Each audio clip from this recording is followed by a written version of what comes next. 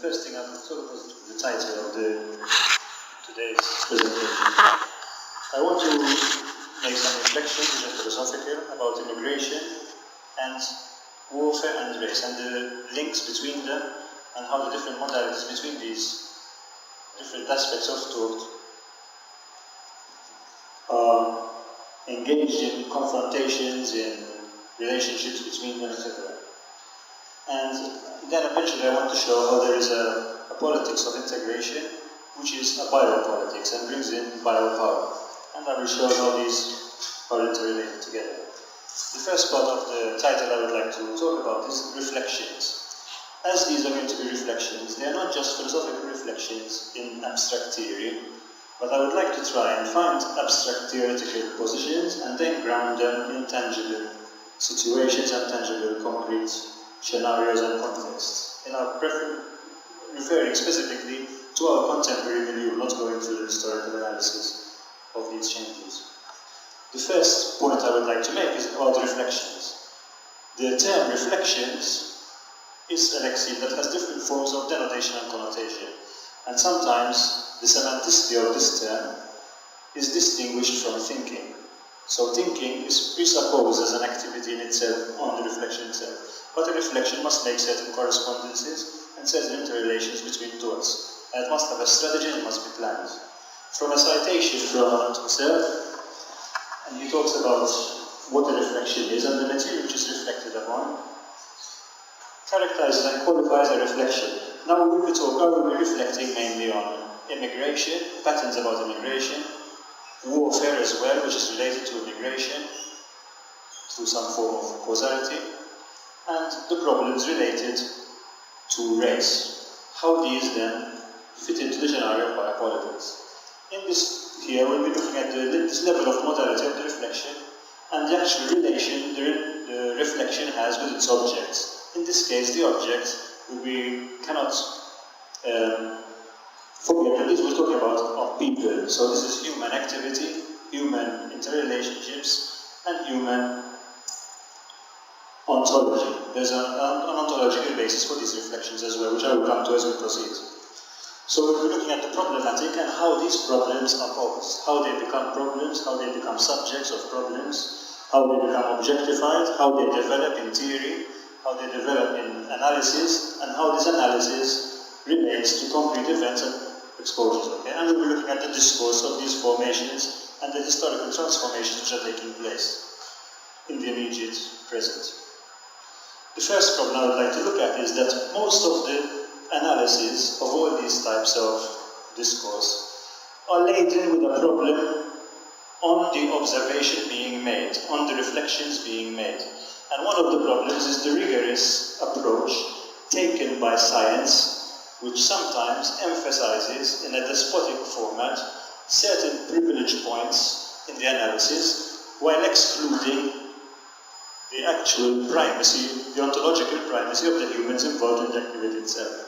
So there is a problem in science, sometimes, that science, which is used for the ends, usually for political ends, in a political form, tends to reflect on a modality from a scientific point of view, wearing a scientific straitjacket, and ignoring the primacy, the ontological primacy of the humans involved. This is often referred to as hyper-scientization, and these are approaches, which I'm quoting here from a citation from Valletta, that stress intellectual elegance and the consistency to the seemingly permissible ignorance of reality. Here we have a template form of rationality. So science, the social sciences involved in these, look at the empirical correspondences which they are examining, detached from the aspect of the human ontology. They look for consistency, and it becomes a form of template rationality. You have a template, the rationality is diagnosing, and there's a prognosis as well of the problematic, but the stress is on the methodological approach and not on the subject matter itself intrinsically. And there is also there are forms and there are laws of analysis which substantiate whether that analysis and the findings it makes through examining empirical the correspondences from different sources and from different areas of study, sometimes even in interdisciplinary studies. The studies on immigration and the studies on warfare and the links on race and the biopolitics behind it tend to assume a detachment from, again, the human aspect of these studies.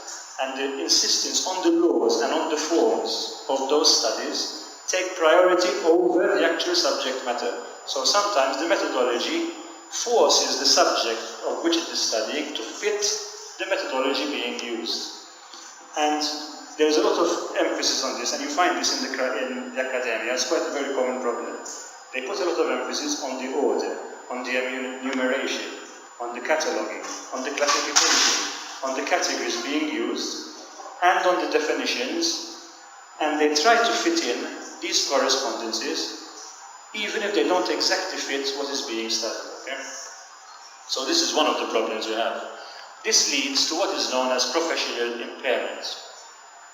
Professional impairment, from the law, is the imposition of an alien perspective, disregard for knowledge of the observed, over concern with rigor, operationalization, and coherence, at the expense of insight into the context of action and into the meaning which the actors endow situations.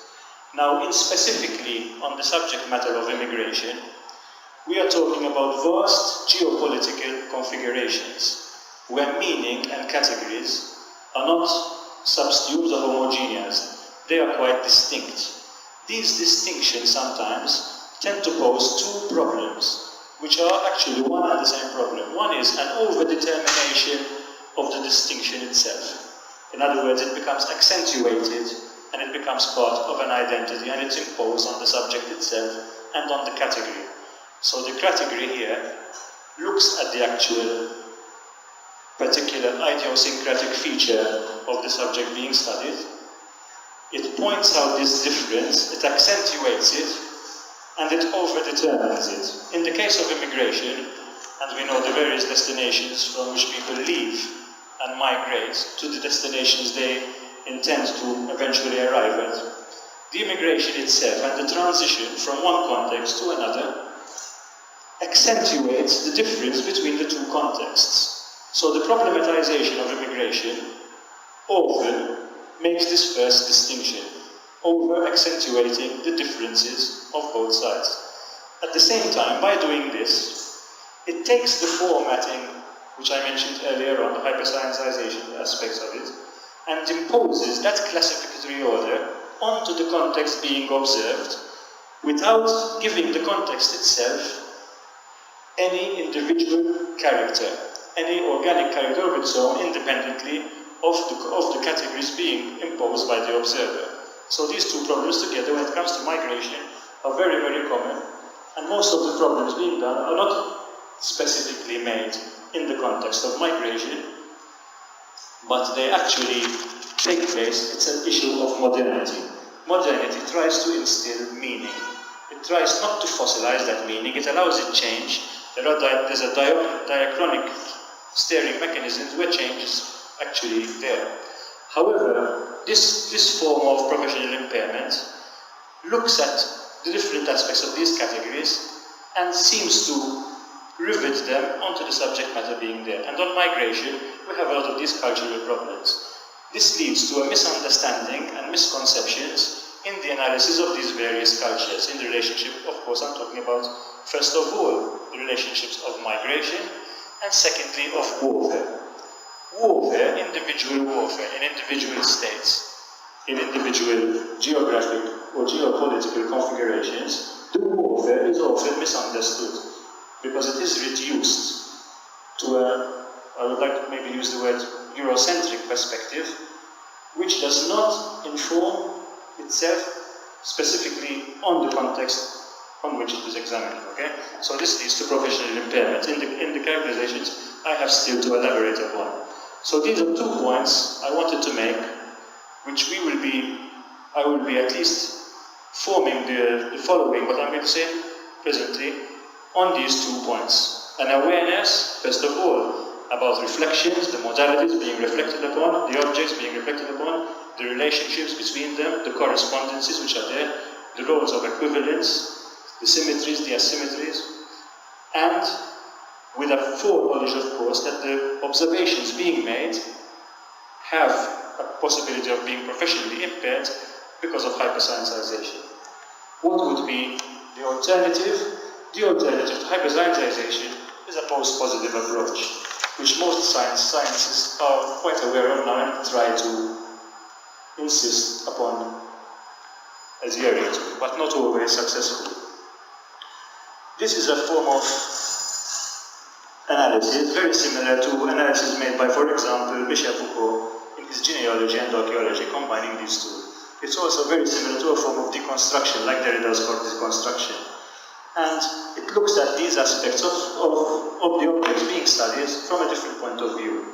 The actual evaluation is more hybrid, it's more flexible, it allows for more endowment of the situation itself and the analysis of the actual, and it looks at discursive interaction, both discursive and non-discursive practices, and how they interrelate to each other.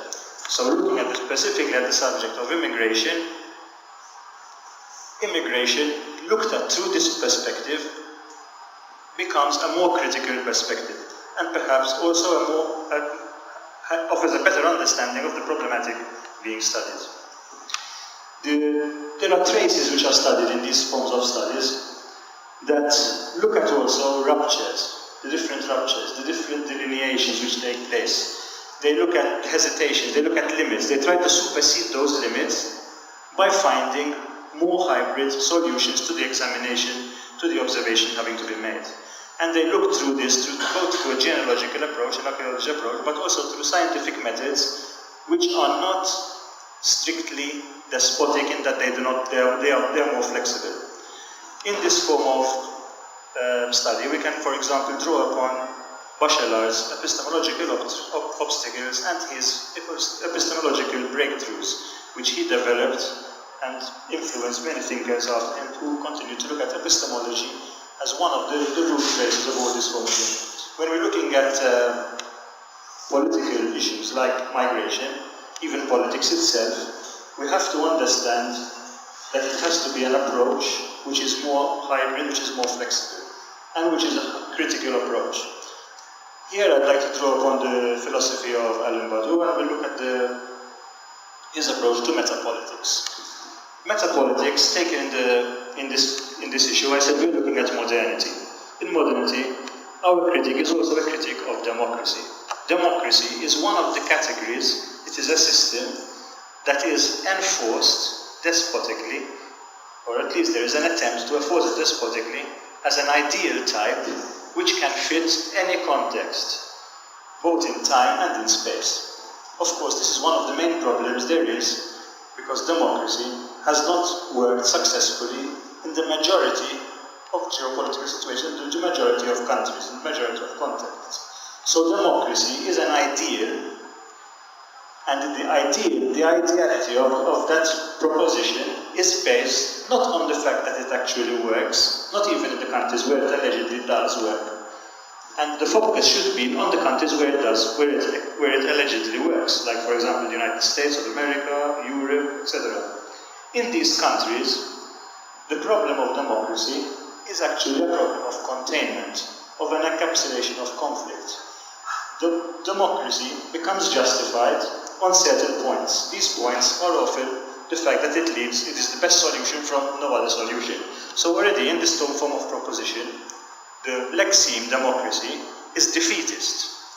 It is saying this is the alternative of last resort because of a lack of alternatives. However, many different countries have different systems, even if they allegedly have a supranational system of democracy imposed upon it, and seemingly have all the structures of democracy. In other words, they have a parliament, they have parliamentary representation, they have elections, they have institutions, etc. The daily lives of the citizens of those countries, the human intercourse which takes place among the citizens of these countries, does not participate in those democratic institutions and what they represent.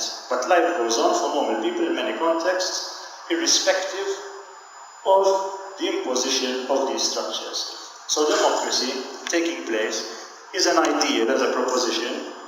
It's also a very archaic proposition because it dates back to the Greek times, and very few changes have been made in the actual composition of how democracy works, in its workings and institutions. One of the problems is representation, which I will be coming to soon. Democracy is meant to achieve peace and justice. If we look at the world today, in most countries, both are absent. Both peace and justice is absent. It also should lead to basic rights and basic freedoms, and it has constitutional articulation of those rights and granting them in a very complex system. If we look at the system of law, for example, law in itself presupposes a possibility of order. It presupposes goals to be achieved from that particular order, and a certain amount of political prosperity, political opportunities for the people participating, pluralism, etc., etc. However, the fact that law itself is based on the dogma of deterrence, and I will be coming to deterrence in other aspects as well, already shows itself that despite its alleged moral and ethical endowment, these seem to be lacking, because the fact that someone to achieve this form of political participation needs to be deterred with sanctions, and these sanctions involve coercion, the coercive aspects of these and the constraints imposed upon the individual limit the potential of what is being alleged to be democracy.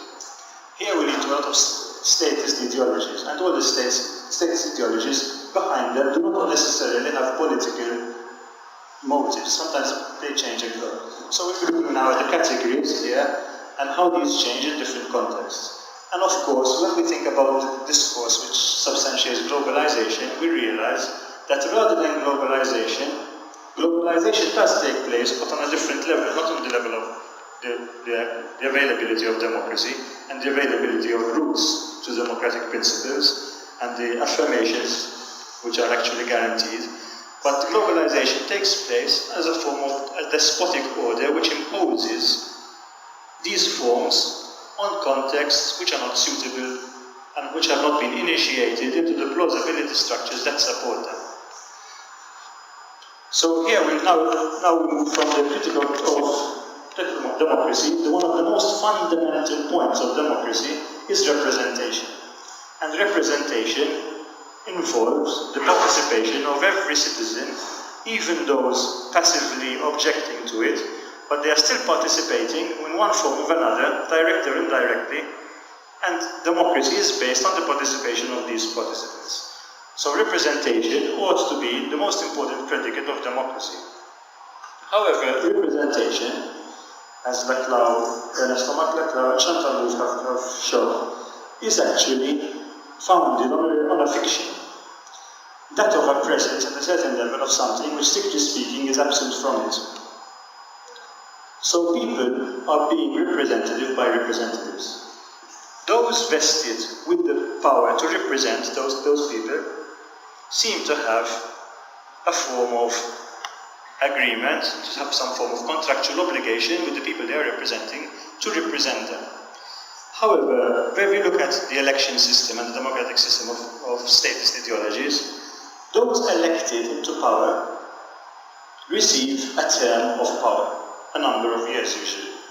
Within those number of years, although they are indirectly accountable to some form of institution, etc., however, their actions in the period from when they are elected till the next election does not really, in any way, bring them to ensure that they are actually always representing what they are not actually representing, because the representation is actually absent. So this is one of the most important flaws in democracy, which brings democracy, at least to be criticized. Not necessarily flawed, but this is one of the basic flaws which shows that the foundationalist epistemologies supporting the institutions of democracy are not very coherently grounded. It looks like a person elected to power, or a party, or whatever, a government, and even an opposition as well, because the opposition are taking part in the same form of institutions. And in some countries which have many different parties, of course, you have coalitions. So representation takes on attributes which are not necessarily founded on a relationship with the citizen, and not even guaranteeing that the citizen, what he wants to be represented for, will be represented. It looks like it's a bill of exchange which is given to someone and is discounting his future rights on the basis of wanting to be represented. So this is one of the most important aspects of democracy, which shows a very serious flaw in the architectonic organization of democracy. Truth, as a philosophical category, has to look at this conception of democracy and understand it. If we talk about consensus, how can we talk about consensus if the representation is flawed? So consensus, again, is something else which is absent. Even consensus implies a lack of consensus, because the fact that you call it consensus, there's no agreement, but people arrive at a form of agreement not necessarily completely in accordance with what they actually wanted. People give up certain rights, others give up others, and they reach some sort of consensus. So the Lexian consensus as well has a semantic insufficiency. It is insufficient. Parliamentary democracy also is founded on a mathematical order, and democracy itself looks at ontology sometimes from a mathematical point of view. There's a need for coercion always embedded in these forms of democracy, in representation. It also leads to a form of complacency, where the individual citizen is participating in an order to which he himself or herself will be subject to comply without necessarily having participated in those decisions. So I would like to look at a form, and there's also a form of complacency which takes place if the voter who surrenders his vote in a decision and loses control of that decision for a number of years in the form of representation, which is not there. And the consensus achieved without necessarily his own personal agreement with it. I'd like to go on a Lyotard, Francois Lyotard, his MA dissertation looked at indifference as an ethical norm. When he looked at indifference, he looked at the Epicurean ataraxia, the Stoic apatheia, the extreme Stoic adapo, the Zen non-thinking, and the Taoist nothingness. And he looked at them and studied how indifference can be, through an ideological point of view, become an ethical norm.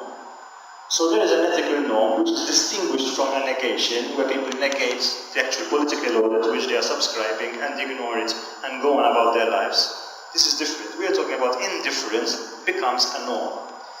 And through the certain globalization discourses in the West, it appears that indifference is not necessarily becoming an ethical norm, but it is becoming a dominant ideology, or at least it is part of the methodology of the dominant ideology, that people, citizens, because of these problems in representation, because of these problems in consensus, look at their own actual social intercourse and their own lives completely indifferently to the democratic values they should be subscribing to. So there is a distinction in citizenship. And this looks like a plurality of incommensurate language games, where the language games of the discourse of philosophy of democracy are completely detached from any form of reality which someone can feel affiliated to. This is one of the problematics. And then this has been solved philosophically through a form of dialectical approach.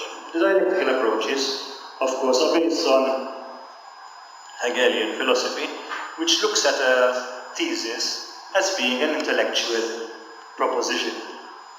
The antithesis of this is the negation of the actual thesis being there. To find the flaws of these, look at the problematic, deconstruct that problematic, and look at the alternative options of the problematic. And in this case, we're talking about democracy.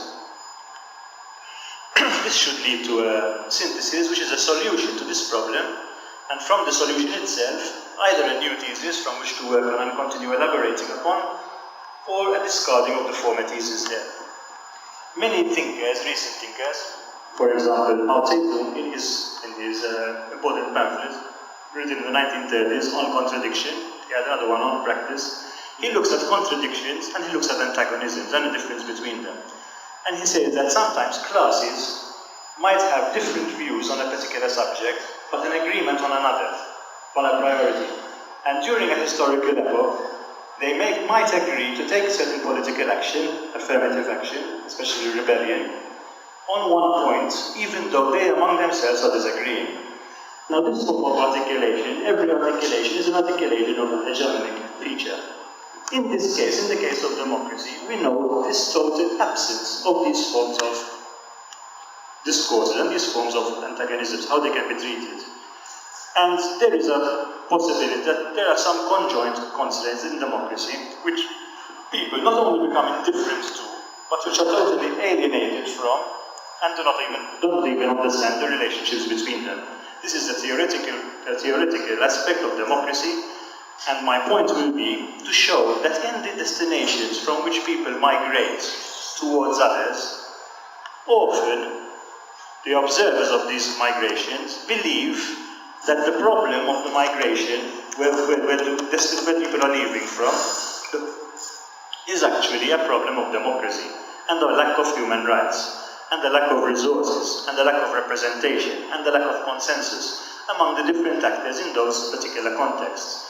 So if we look at migration from Asia, we look at migration from Eastern Europe, we look at migration from Africa, often those observations being made on the point of origin of the immigrants believe that one of the reasons people have left, or at least one of the reasons that people in those areas come into conflict, is because they lack a form of institutions which are strong enough to coerce them into subjugation under a form of democracy, with democratic institutions, with law courts, with tribunals, with schools, with academia, with banks, etc., etc. And the whole infrastructure of democracy depends on its inverse equation, which is not available in certain countries, in certain contexts. So migration is believed to have a causality which is related to a lack of democracy. So in the democratic environment itself, one should have at least forms of levels of criticism which are based on these form of dialectical approaches. In this case, one looks at the responses for this are often bounded rationality, cognitive dissonance, where people, actors in democratic societies, ignore completely the lack of political participation. Here I'd like to come to a quote by Bertrand Russell was a very active anti-war writer, a very good philosopher. This was written in 1938, and the prescience of this quote, which is a very simple quote, is actually very important today. Russell said it would be feasible for a technically trained oligarchy to establish a dictatorship demanding almost no conciliation of subjects. Such a regime would be characterized by coded humanity, surpassing anything known in previous tyrannies. Now, the most important point of this citation is that this dictatorship would demand almost no conciliation of subjects. Now, in democracies and democratic contexts, the United States, Britain, Europe, we find that today's democracies demand actually no conciliation from the subjects. And we have seen changes which have taken place recently, for instance, the Brexit vote. The Brexit vote itself is based actually on a response to this lack of consideration and this lack of conciliation of subjects. The subjects themselves, even participating in democratic things, in votes, the fact that there is no consensus, the fact that they themselves are not properly represented, feel a form of antagonism, a form of despotism coming from this order, this political order imposed upon themselves, because they have no conciliation, they are not taken into consideration. And the scope of this quote is actually to compare and contrast the democratic countries, which are usually considered to be the destinations of migration, from those countries from which the people have left, which are supposed to have a lack of these democratic institutions, at least according to the dominant discourse. If we look at this, we find we can understand certain concepts which actually substantiate and corroborate this form of lack of conciliation. For example, alienation. The concept of alienation, where people become alienated from their social existence, corroborates the fact that in these dictatorships there's no conciliation of subjects. A concept like mystification. We have words which have been used by different writers, Marcuse, one-dimensional man, machine rationality, different orders, different writers, different philosophers have written about this.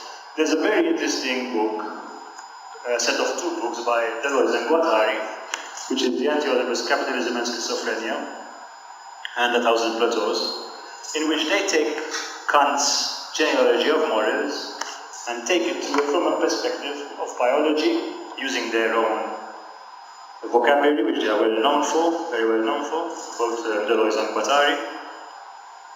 And they change the system and they look at capitalism as being imposing upon people a form of machine order, where people, as subjects, become objects. They become objectified into a social order, into a political order. They lose their ontological existence. And these are problems which have been brought up by different philosophers through different times. Different approaches have attempted to look at this. There's a problem in this form of democracy, that it demands a lot of gatekeeping. Now, most of the gatekeeping is done from the cultural point of view. You have the ideological state apparatus through education, through media, which enforce a large amount of the order which is necessary for these subjects to accept their current position, even though they are excluded from the democratic representation and truth consensus. Different forms of structures exist, and structuralism was an attempt to understand these forms, this particular order. Structuralism, as for instance espoused by Althusser, looked at structures as innate forms of articulation, of political articulation. However, various philosophers have noted that these structures are structured in dominance. In other words, they're not structures which are necessarily always rigid, because they change and they're quite flexible. However, they always have a certain amount of tilt, which favors a beneficiary. The beneficiaries of these are not usually the people or the citizens of every country. So there is a asymmetry in the distribution of democracy which takes place on a global scale, and it is best noted, of course, from the distinctions between the third world, developed world, and developing world, and the emerging economies. But these forms of articulation, and these forms of differences and nuances between one economy and another, or one geopolitical area and another, depend not only upon the articulation of democracy and the availability of democracy, but also of economics. And the gatekeeping institutions need to be examined as well. The most obvious gatekeeping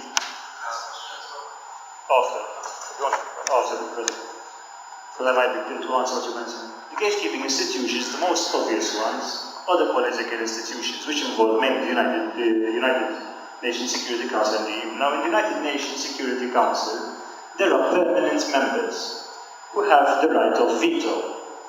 So whatever, every single decision made, one of the permanent members of this can always veto the decision being made. The most glaring example of this use of veto was the fact about the state of Palestine against Israel for various human rights abuses, for various different reasons. Many forms of problem which have been made to the United Nations Security Council have been blocked by a veto. So the veto is actually there and it's used regularly. Different forms of political organizations, for instance the United States, through their economic representatives, use sanctions, not just the United Nations sanctions, but even individual sanctions from country states. For example, the European Union has various sanctions made against it in specific sectors on a rota basis by the United States of America. So the United States of America might have a problem on trades and tariffs in one particular commodity. However, to form a form of sanction against the European Union, because of this particular specific object being traded, they have a rota sanction system where they sanction European goods being exported to the United States. We know, for instance, the trade embargoes that the United States, through the United Nations, has imposed on different countries, on Cuba, on Libya for many years. We're not saying that the coercive aspects of these sanctions necessarily are unjustified, But the decision-making apparatus which allows these sanctions to be in place is not necessarily based on any form of equity in decision-making, because the permanent members have the right to veto them, and they have vetoed them in the past. The most important forms of coercion and what we call gatekeeping institutions are the financial ones today. If we look at the IMF, WTO, the World Bank, the World Development Bank, GATT, ILO, many other organizations, all together have a form of apparatus on which they actually look at individual economies, individual regions, individual political systems, and they impose sanctions on those systems, or they impose conditions on them, structural adjustment schemes, to avail finance to these economies. If you look at most of the revolutionary leaders in different continents, in China, in different areas, Indonesia, Vietnam, in different parts of Africa, and Liberia, Sierra Leone, Nigeria, etc., Burkina Faso, all these countries have been subjected to financial sanctions through the World Bank, especially, and specifically through the IMF. If you look at, for example, Sonakre in Burkina Faso, his role as a revolutionary was actually to object to the IMF. Other examples, for instance, Nasser in Egypt, to build the dam, the Aswan Dam, was refused financing from the World Bank, and then he went to the Soviet Union. So this issue of financing is not an abstract and necessarily objective, rational system that is not politicized. It is highly politicized and highly politically charged. And decisions made on these here actually control entire regional economies. Not only do they control the economies, but they control the development of these economies. If you look at Afghanistan, for example, the infrastructure in Afghanistan, airports, power stations, road networks, railways, are being built not on the needs of the people of Afghanistan, but on the needs of countries and very large corporations which are extracting commodities and extracting minerals and materials from Afghanistan to be exported to their own countries. So if you look at the pipelines being made in northern Afghanistan, you have pipelines from Sinotec going to China, you have pipelines from Gazprom going to Russian Federation, and you have pipelines from Eni going to Italy and Europe via Turkey. These pipelines require a solid infrastructure. They need to be, first of all, availed, they need to be built, they involve a lot of logistics, a lot of planning, and a lot of financing. The financing of these projects are made exclusively on the needs of the people and the companies who are taking over these resources. And they do not take into consideration the citizens of these individual countries. This has happened everywhere, all over the world, in Africa and Asia, in every part of the world, Southeast Asia, where the dominant multinational corporations and transnational corporations take over an entire economy, cut it up among themselves, and build up an infrastructure because of the coercive aspects being made, first by the Security United Nations, who sanction these countries, and then through the financial institutions, and using the legal institutions and agencies and military to actually block any political form of opposition to their interests. We've seen very dictators all over the world, labeled as dictators, tried, brought to justice in the International Criminal Court, for example, in The Hague. There are many from different parts of the world, and the ICC is considered to be the repressive state apparatus of this agenda here.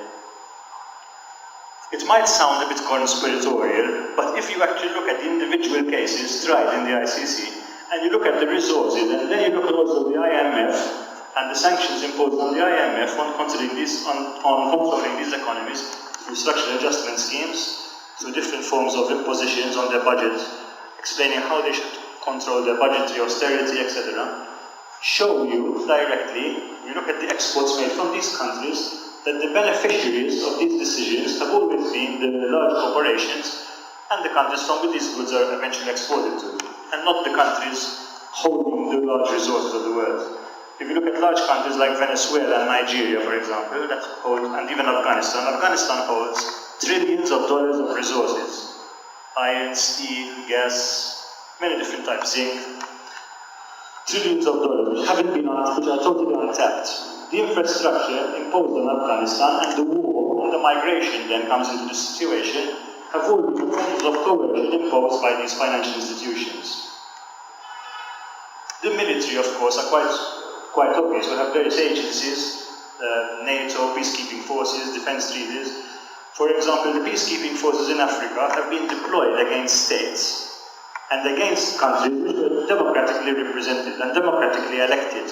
For example, Charles Taylor, in his political career, was opposed by United Nations peacekeeping forces, which are not only in Liberia, but also in Sierra Leone, attacked these countries and used large-scale warfare.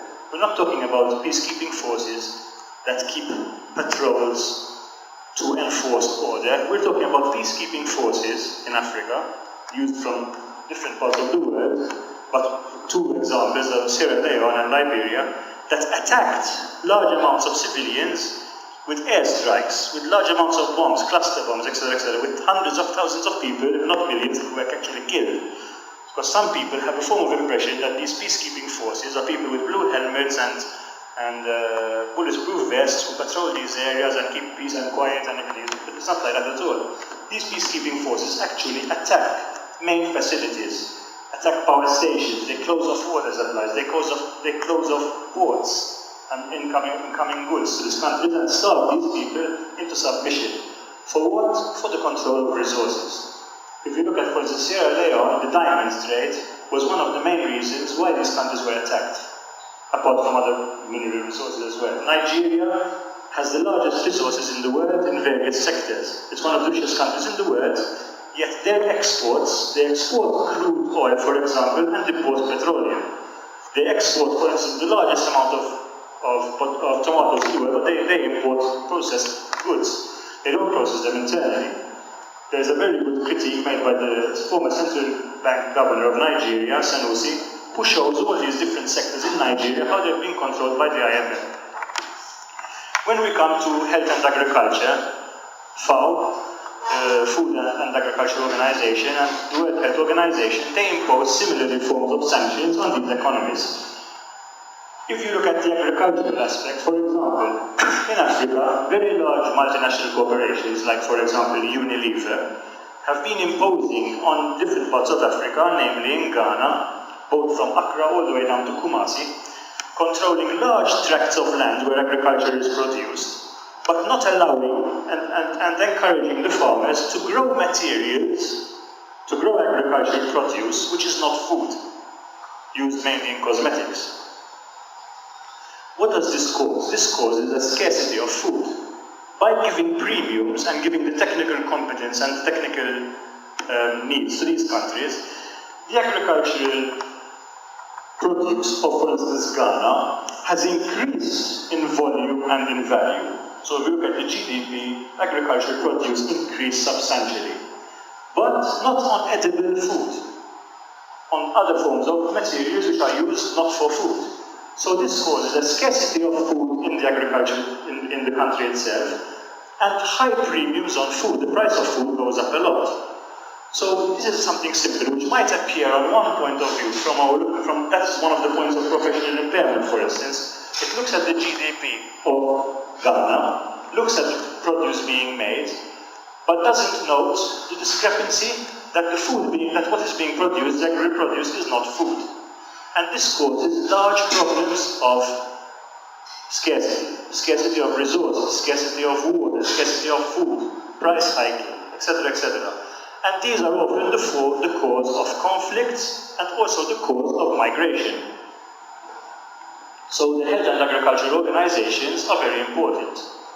The World Health Organization, for instance, forms various imposed epidemiological injunctions on these countries, forcing them to use certain types of pharmaceutical products which are not compatible with their actual composition, and this causes further problems. So this form of gatekeeping is not just a simple form of gatekeeping to ensure democracy is exported to these countries, but rather it imposes a despotic order where there is a surplus made by the transnational companies that impose them, supported by these gatekeeping institutions, which cause more poverty, endemic poverty, and structural inequality in these regions. And these are the main causes also of migration and the main causes of war. One of the problems that we have, as I just mentioned now, the difference between calculating the agricultural produce of Ghana as an example, of course, only because it happens in different parts of Africa, it shows that there's a manipulation of data, and these data are translated by translation vectors which are not correct.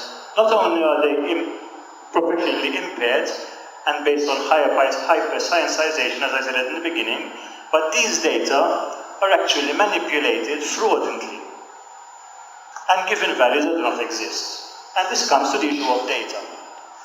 Here we have a system of data that collates a lot of different correspondences. And I'd like to draw on a simple analogy made by Karl Popper. Karl Popper looks at two different contrasts, astrology and astronomy. Astronomy is the science of examining the empirical data that are existing in our different systems in orbit. So it can make a constellation and draw up different areas of what's happening in space. That is astronomy, it's a science. Those actual data do exist. However, astrology is drawing upon correspondences that do not exist between those different data. And here we have a problem, a political problem, that causes indirectly migration and causes hardships, of course, which cause the migration, and causes also forms of war.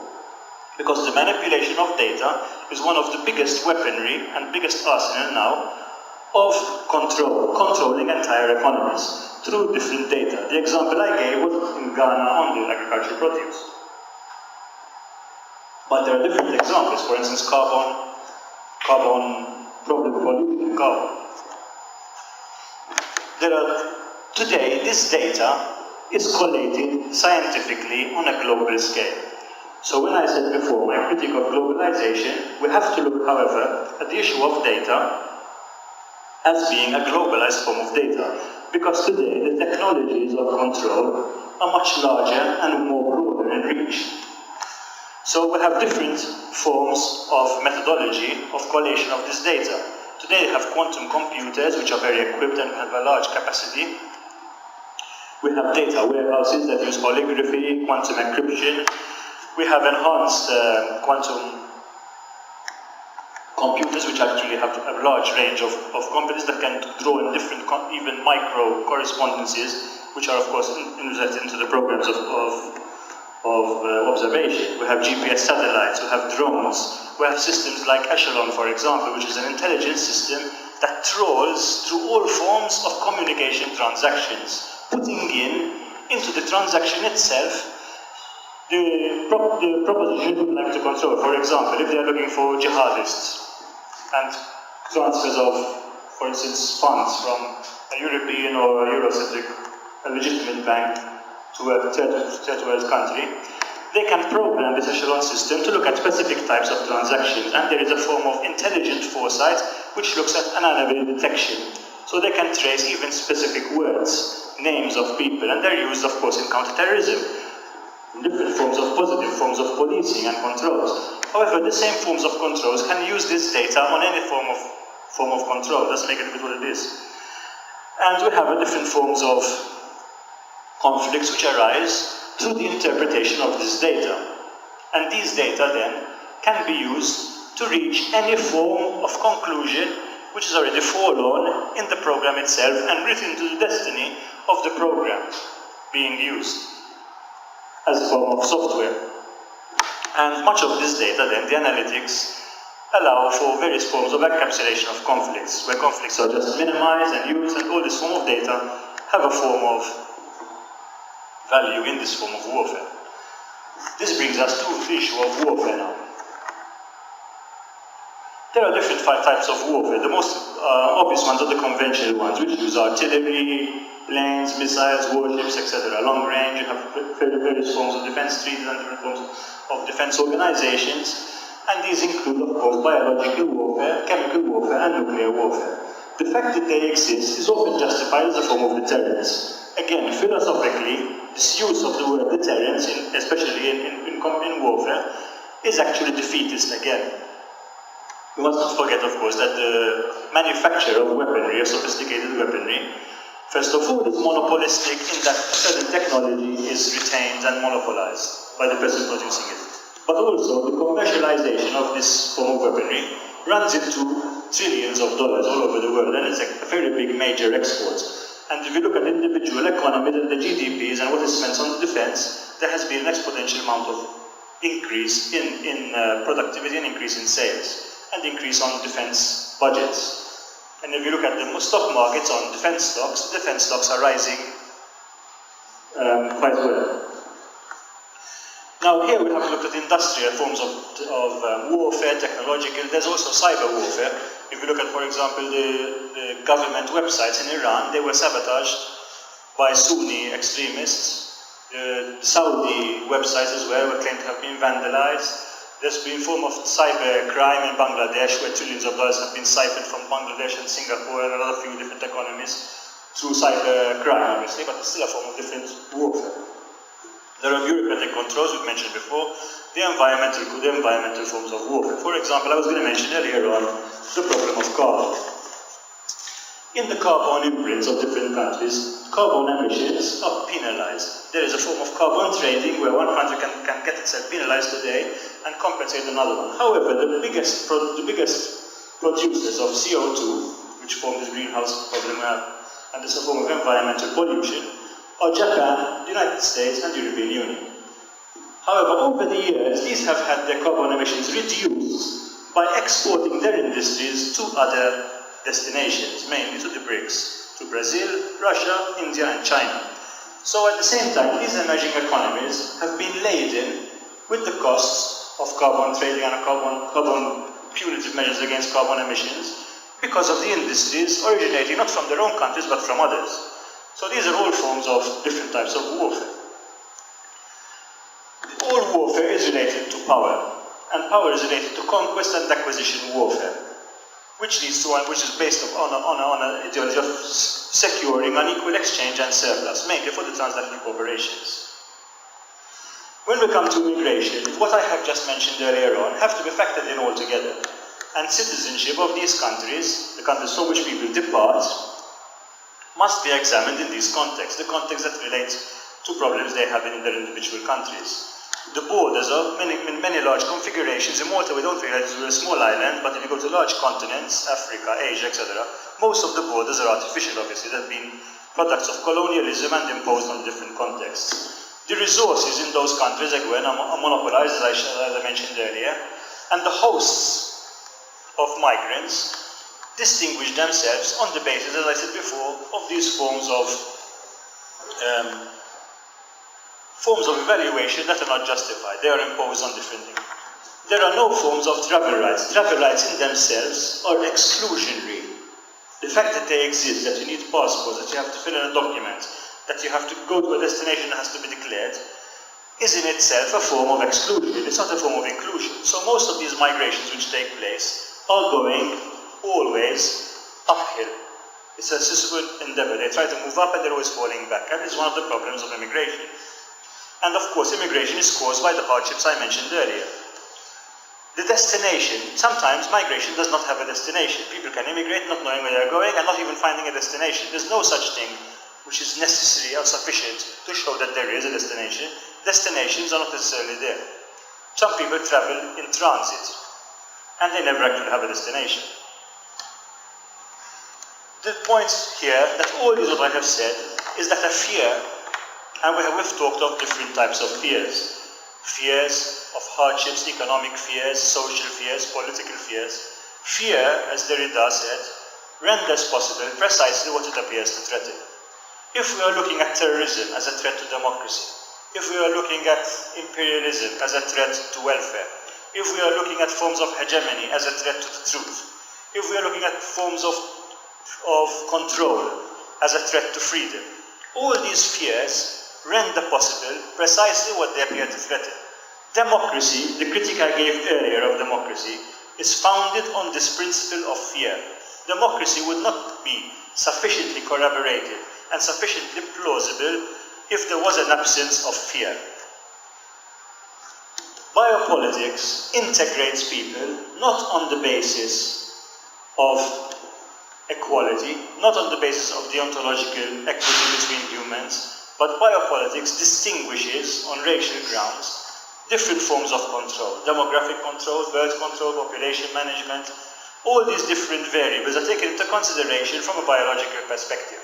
And biopolitics becomes a form leading to integration.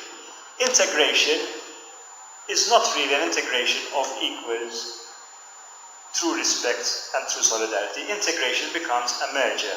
In a merger, mergers can have the same acquisition techniques as, for example, in corporations. They can be hostile takeovers, they can be different forms of cannibalizing, of different forms of... So a merger, when it takes place, it does not take place on a unified level, on a level playing field. There are forms of convergence, etc. In migration, and the integration aspect of migration is a form of a despotic order imposed on the migrant to comply to criteria which do not necessarily fall within the orbit of their own range of experience and their own range of interpretation of reality. System integration management, as used on people and imposed on people, reduces again the ontological primacy of human beings. It looks at humans as being data. It looks at their race, where they came from, with them, what was the destination they left, why did they leave, what were the problems of that economy. As I mentioned earlier, all that data is examined to form a form of category of the migrant in the destination host country, where that migrant has arrived and is intending to live. The issue of integration is despotic. There are different forms of adapting and converting which form, in a harmonized way, a despotic order, as I mentioned earlier, which is not reality. Race is a complex term. Race itself, some people hold, is obsolete. It has become obsolete. It takes in a lot of different cultural values, cultural forms of different codes, which do not only exclusively look at race as a member nation state, etc., but it takes into consideration religion, it takes ethnicity, and most of the wars which have been fought in different places have been fought because of these forms of differences, these forms of nuances, and the form of harmonization which attempts to take place previously through colonial wars, but even interracial wars in different countries. Warfare has always been a form of an imposition of an order on populations which are resisting that order. The categories which are there, health, economy, citizenship law, have a biological value of race as well, and they continue to substantiate in this. So forms of racial profiling, biological tagging, lead to determinism. Determinism, that there is a form that is ideal, there are variations of that ideal, and harmonization brings about a standardization which is the ideal, especially through value ideals, values of democracy, of health, etc. And forms of interpretation of reality, of difference, impose these orders on others. To thank you, and I'll open the discussion.